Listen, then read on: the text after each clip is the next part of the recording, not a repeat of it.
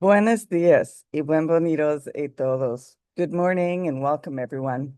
Welcome to a community dedicated to providing spiritual tools for living a happy and full life. My name is Karina Shear, and I am the spiritual director and founding minister here at the Center for Spiritual Living, Puerto Vallarta. If you would like to join us for the live Zoom meeting, please contact me for the link and the password, or check our website, www.cslpv.org, on the weekly talk section. Today is January 18th, 2026. Our theme for this year is Open at the Top. The theme for this month of January has been Ancestral Wisdom and New Thought. Today, our topic is Cause and Effect in the Sweetgrass. Again, the suggested book for reading this month is Braiding Sweetgrass: Indigenous Wisdom, Scientific Knowledge, and the Teachings of Plants by Robin Wall Kimmerer. So at this time, I would like to once again welcome everyone, including those that are new to our teaching and to our center in Vallarta, whether you are here on the live Zoom call or watching the replay at a later time. We honor all faith traditions, so whatever path you are on, know that it is the right one for you. No matter what your background is, please know that everyone is welcome, and we value each and every one of you. Here, we teach a philosophy called the Science of Mind, a teaching based on new thought and ancient wisdom, where we offer spiritual tools and principles to promote personal growth, and we honor diversity in all aspects. When Dr. Ernest Holmes founded this teaching in the 1920s, he had studied both Eastern and Western spiritual texts in order to create the science of mind, which focuses on the individual use of thoughts and this powerful thing called the mind. When asked to provide a concise definition of the teaching, he had replied that it is a correlation of laws of science, opinions of philosophy, and revelations of religion applied to human needs and aspirations. So each week, we offer a service with an inspirational message. We offer the Zoom meeting at 10 a.m. and meet in person Sundays at noon. We have found a new location in November, and there's more details on that on both our website and later in this talk. So after service, hang around with us and enjoy some great coffee and great conversation with like-minded people. So now, as we do each week, let's review our purpose, vision, and mission statements. We have a grand purpose here each week, and that is to awaken and celebrate diversity and to love and serve our community. We do this by means of our vision, creating the life you desire.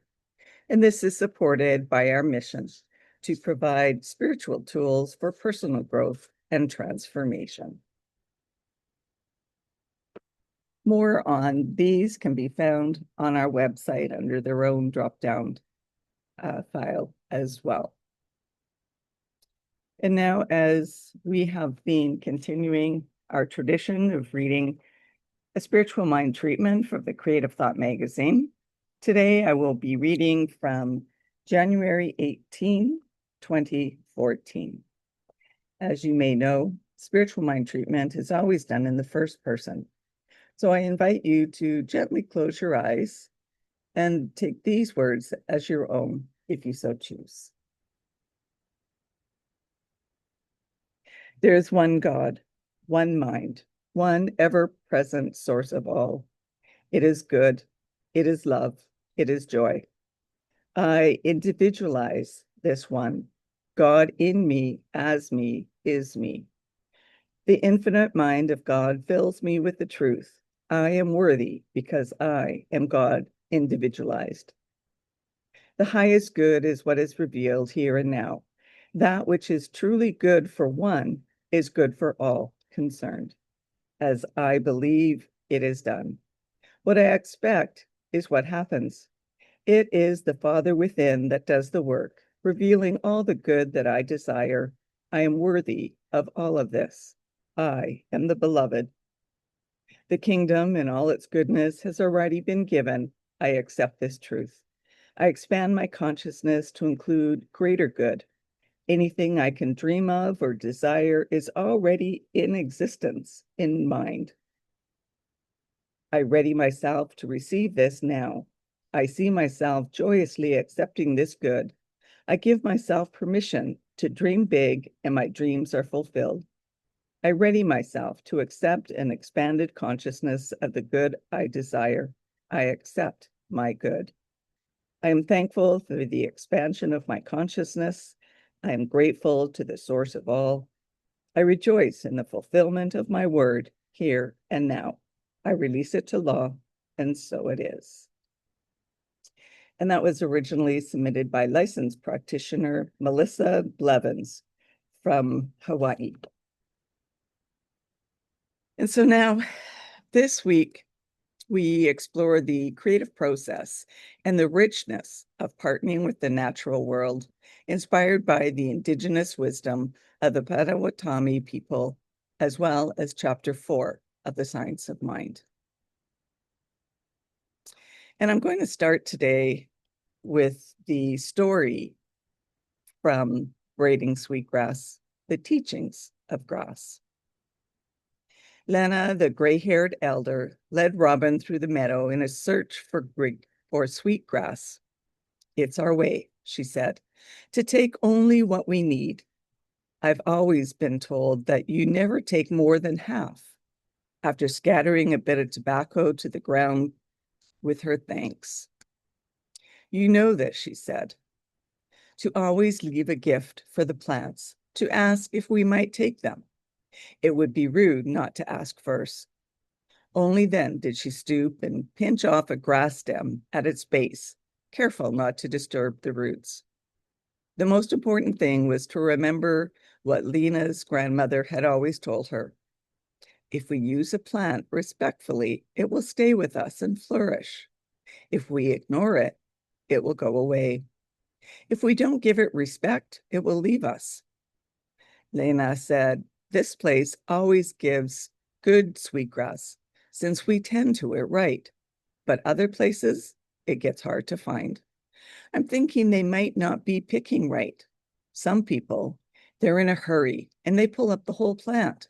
Even the roots come up. That's not the way I was taught. Robin had been with the pickers who did that, yanking up a handful that left a little bare spot in the earth. They too made offerings of tobacco and took only half, sure that their method of picking was the correct one.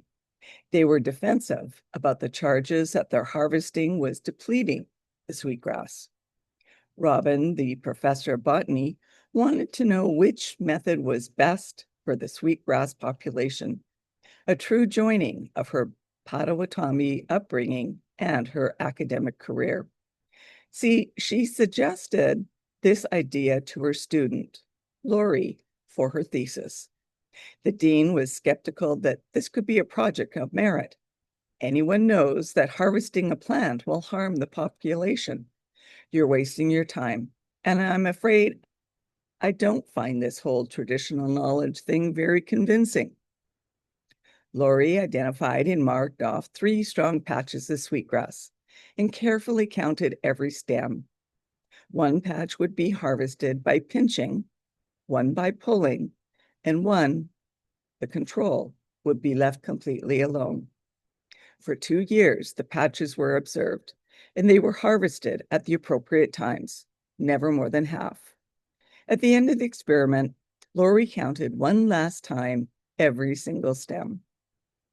Her statistical analyses were all sound and thorough, but she hardly needed graphs to tell the story. From across the field, you could see the difference. Some plots gleamed shiny golden green, and some were dull and brown. The surprise was that the failing plots were not the harvested ones, as predicted, but the unharvested controls. The sweetgrass that had not been picked or disturbed in any way was choked with dead stems, while the harvested plots were thriving. Whether the sweetgrass had been pinched singly or pulled in a clump, the end result was nearly the same. It didn't seem to matter how the sweetgrass was harvested, only that it was. Laurie's findings might have been surprising to academic theologists, but they were consistent with the theory voiced by the ancestors. If we use a plant respectfully, it will stay and flourish. If we ignore it, it will go away.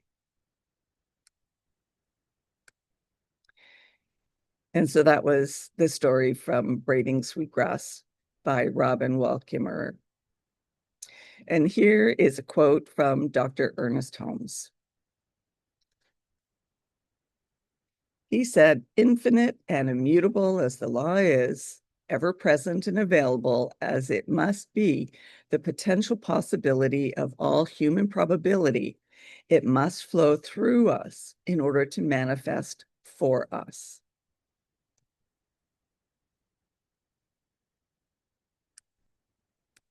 So according to the science of mind, the law of mind is always at work, like a mirror reflecting back whatever we are thinking and feeling.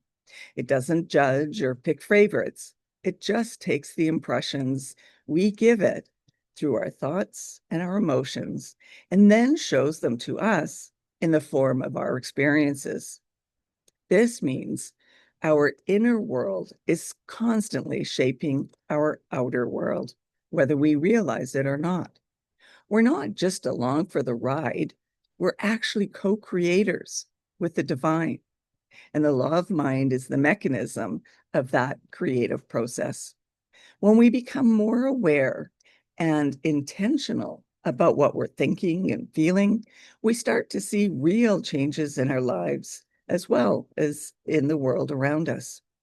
It's about taking responsibility in an empowering way, knowing that we have the ability to participate in what shows up. Life isn't just happening to us. We're actually shaping it every day with our thoughts, feelings, and choices. Eric Butterworth wrote this in The Creative Life. You and God are inextricably linked in a mission of co-creation. Even as a wave is the ocean expressing as a wave, you are the allness of God expressing as you.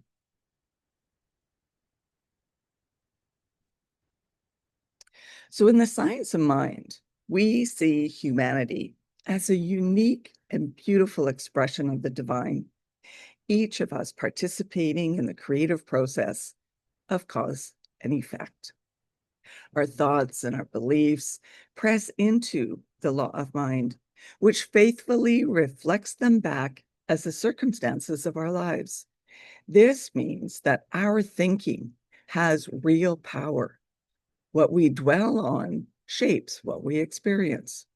By engaging in active spiritual practices such as meditation, prayer, and gratitude, we naturally begin to shift our thinking and open ourselves up to greater possibilities.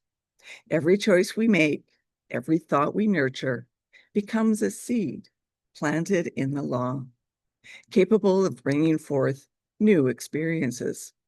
When we consciously choose thoughts of peace, abundance, and love, we invite those very qualities to manifest in our world, reminding us that our lives are beautifully shaped by our inner participation with the divine. Ernest Holmes wrote this: "Work each day on your thoughts rather than concentrating on your behavior. It is your thinking that creates the feelings you have and ultimately your actions as well. Catch yourself when you verbalize thoughts that are self-defeating."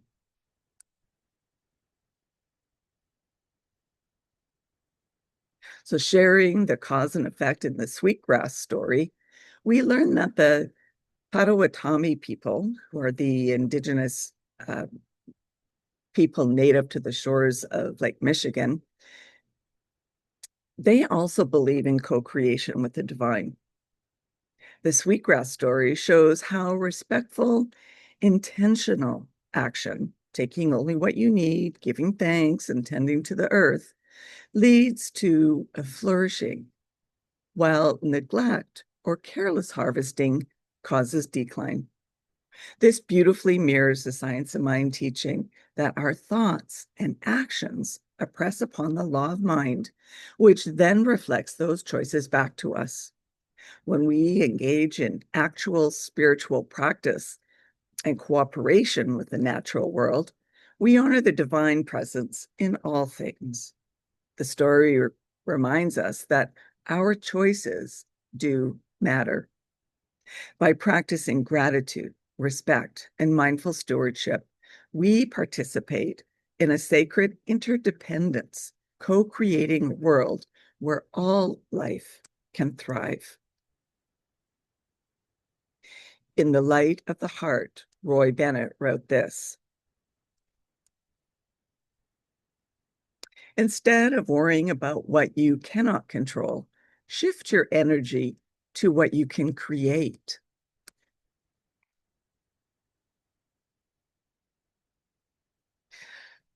So the science of mind teaches us that our creative power extends beyond our personal manifestation.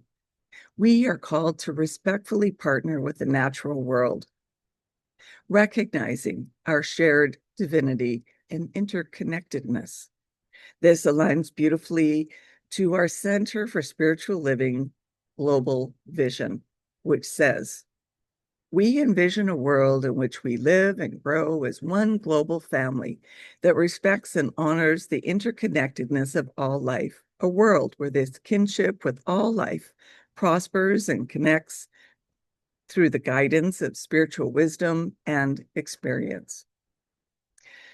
So by honoring the wisdom of the indigenous teachings and the living presence within all things, we expand our sense of community and responsibility. Together, through mindful choices and spiritual practice, we can help create a world where every being is valued and where the prosperity of one supports the flourishing of all. In The Science of Mind, Ernest Holmes wrote the following: it is only as we allow the divine current to flow through us, on and out, that we really express life. The law of giving and receiving is definite.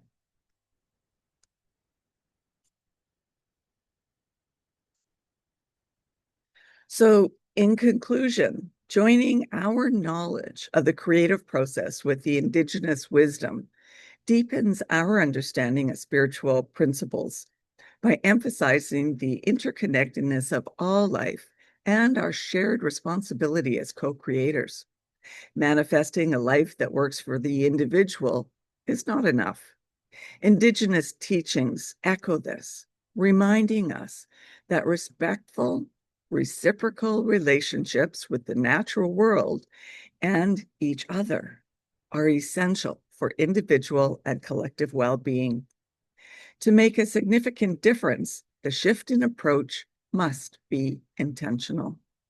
By combining active spiritual practices like affirmations and spiritual mind treatment, the indigenous values of mindfulness, gratitude, and respectfulness, we step into conscious co-creation with all of life.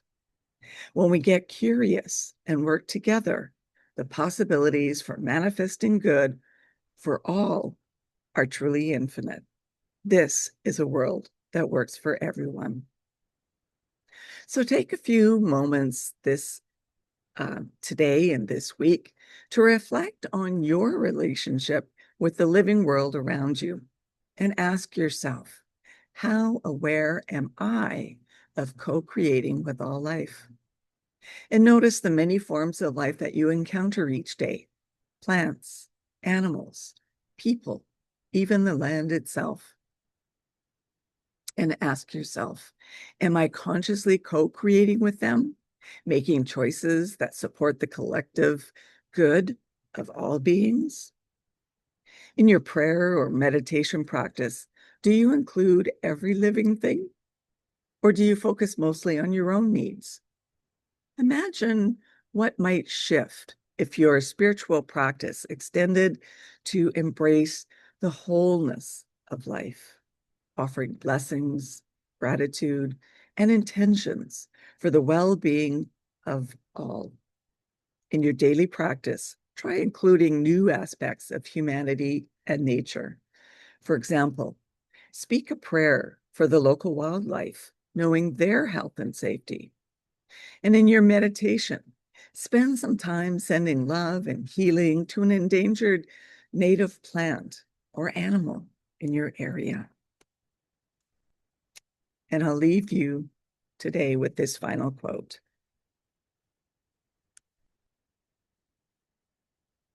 Work each day on your thoughts rather than concentrating on your behavior. It is your thinking that creates the feelings you have and ultimately your actions as well. Catch yourself when you verbalize the thoughts that are self-defeating. And that brings us to our affirmation for the week. I am creating a world that works for every living thing.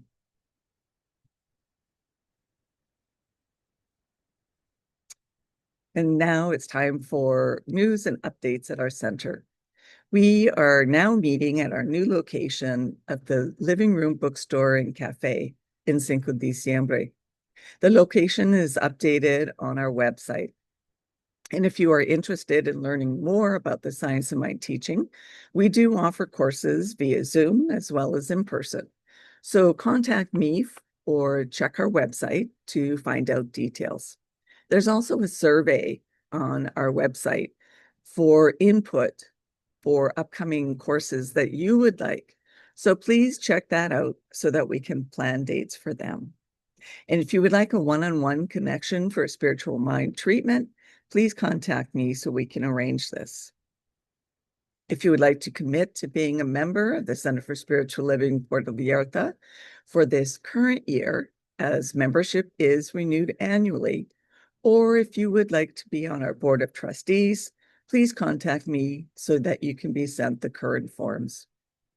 I'd also like to remind you to like, comment, and subscribe to our YouTube channel and Facebook page.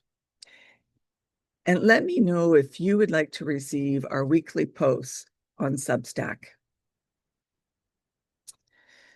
So now it's time for mindfully giving and financial support of our spiritual home. We rely on your support to continue our center here in Puerto Vallarta so that we can continue offering this powerful teaching of the science of mind. We bless the financial gifts that you give today. Every donation is greatly appreciated, no matter the amount. Donations can be made using either PayPal or Tidely through our website, www.cslpv.org. And of course, we also accept currency in person. So donations are received through our website, www.cslpv.org, and you'll find the donate buttons for PayPal and Tidely on both the landing page as well as on the page where you find the weekly talks.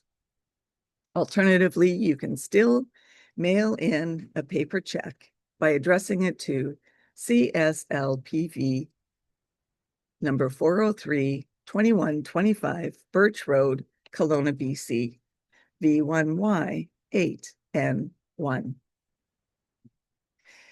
And now, please join me in our offertory affirmation. I know that my giving blesses and multiplies all that I am, all that I have, and all that I give and receive. I do give eternal thanks for the abundance that is mine to share. So thank you for coming and sharing this time together. And let's continue practicing peace. We can each be a force for peace and nonviolence. Our words and our actions create ripples of peace all around us and beyond. Peaceful living includes acts of compassion, kindness, and consideration. And it also includes standing up against injustice. Tomorrow, January 19th, is Martin Luther King Day. He said, "Hate cannot drive out hate. Only love can do that." And during the less than 13 years of Dr. Martin Luther King Jr.'s leadership of the modern American civil rights movement from December 1955 until April 4th, 1968, African Americans achieved more genuine progress toward racial equality in America than the previous 350 years prior had produced. Dr. King is widely regarded as America's preeminent advocate of nonviolence and one of the greatest nonviolent leaders in the world. History, at the age of 35, Dr. Martin Luther King Jr. was the youngest man to have received the Nobel Peace Prize. So today, more than ever, let's stand for peace. Hug your friends, your loved ones, and your neighbors. May peace and love be with you. Blessings to all. Namaste.